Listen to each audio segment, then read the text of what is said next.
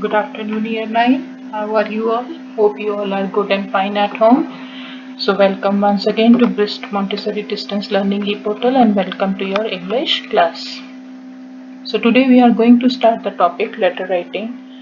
Now, since this letter writing you have been doing in your lower classes also, so it is just a type of revision and few more things which you have to remember when you are writing the letter. So let us start first of all. So there are two types of letters now, formal letters and informal letters. Okay. Now, first of all, what are informal letters? The letters which are used for the personal reason, which are written to our own personals, to our own relatives, friends, parents, grandparents, like that. These letters are called informal letters. And what are formal letters? The formal letter means official letters. Official letters means the letters which are related with the office work, which are related to some office persons, or writing the letter at our own workplace. Such type of letters are called formal letters. Okay. Now there are few things which we should remember when we are writing both the types of letters. So let us go through these few points. These few points, there are many points, but these few points are the main points which you should keep in your mind when you are writing the letters. First of all is contractions. All of you must be knowing what are contractions. I have given you the example in the bracket, like didn't means you wanted to write did not, but the contraction of did not is didn't. Shouldn't, wouldn't, hasn't, haven't, they are your contractions, means adding apostrophe and t. So in the informal letter you can use these contractions, but in the formal letter keep in mind that you should not use contractions. No contractions should be used. If you want to write did not, then you have to write full did not. You should not write didn't. You can write didn't in informal letter, but no didn't, you will write full form did not in the formal letter. So contractions can be used in informal letter, but no contraction can be used in formal letter. Then number 2 is idioms. Idioms, you know, all of you. So you can use, if you want, you can use idioms in the informal letter, but no idiom should be used in the formal letter. Like I have given the example under the weather. If you want to, if suppose you are writing a letter to your friend and you want to tell the friend that I was under the weather since last 10 days, means I was not feeling well. So you cannot write this idiom in the formal letter. You cannot write like I was under the weather. No. Why? You have to write the proper thing, that I was not feeling well or I was sick, like that. Okay. Then phrasal verbs. Now what are phrasal verbs? Yes, the phrasal verbs are you can say, the verbs which are used with a preposition with them. Like here, find out. Find is a verb, out is a preposition. Go up. Go is a verb, up is a preposition. So the verbs which are used with a preposition with them, they are called phrasal verbs. So you can use phrasal verbs in informal letter, but these phrasal verbs cannot be used in formal letter.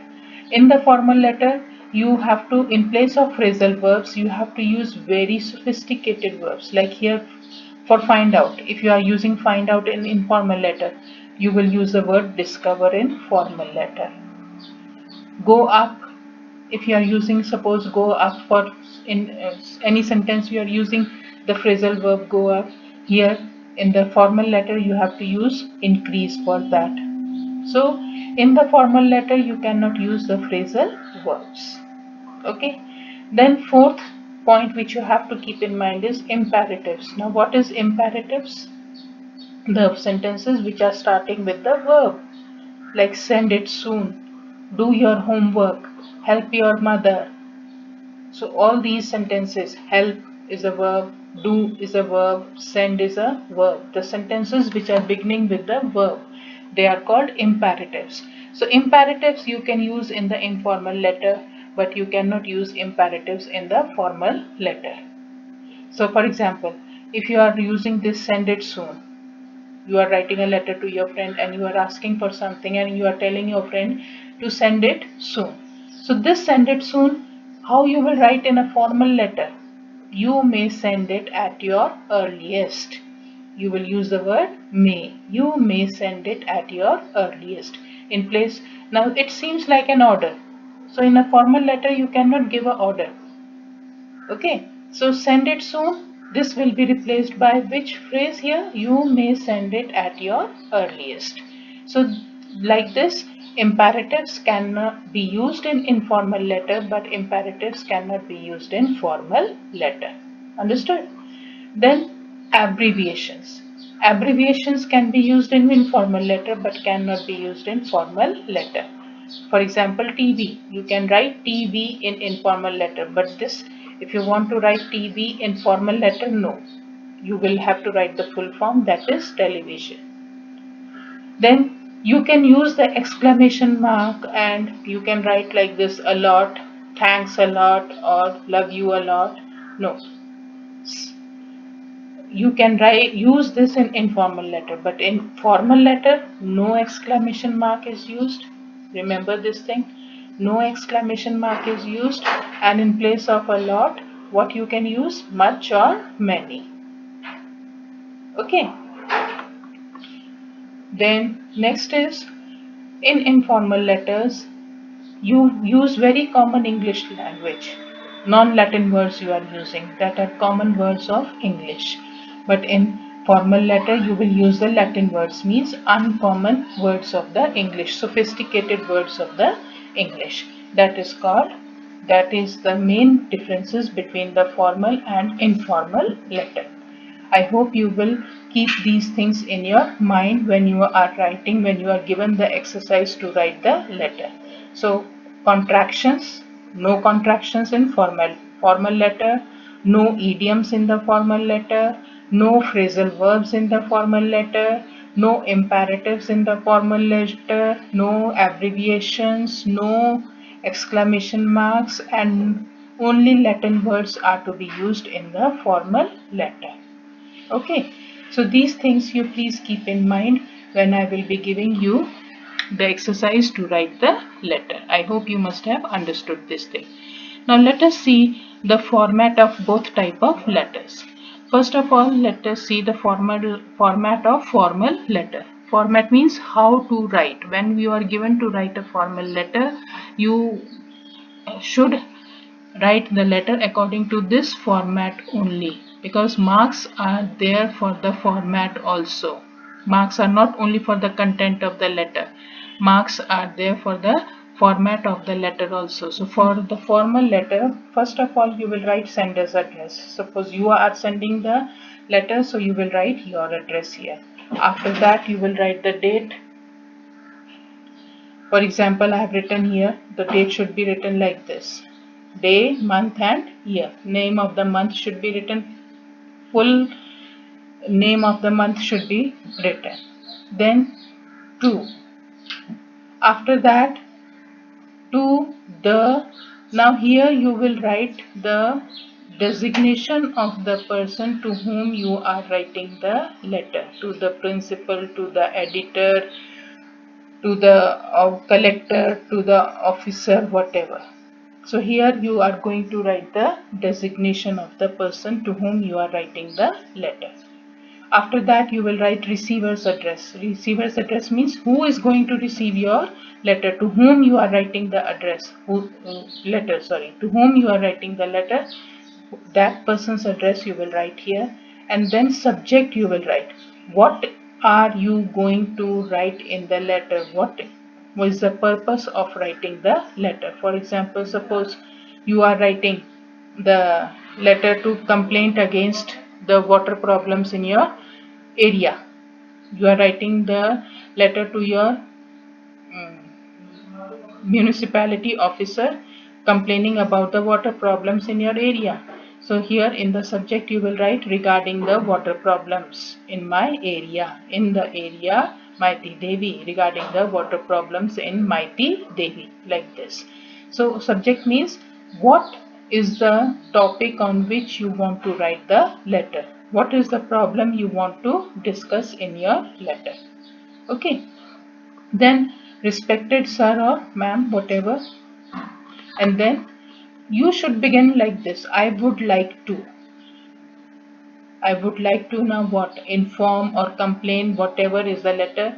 If you are right, you want to complain about anybody, then complain. If you want to give any type of information, then I would like to inform. So, but your letter should begin like this: I would like to. Here you will write your whole letter, whatever you want to write in the letter.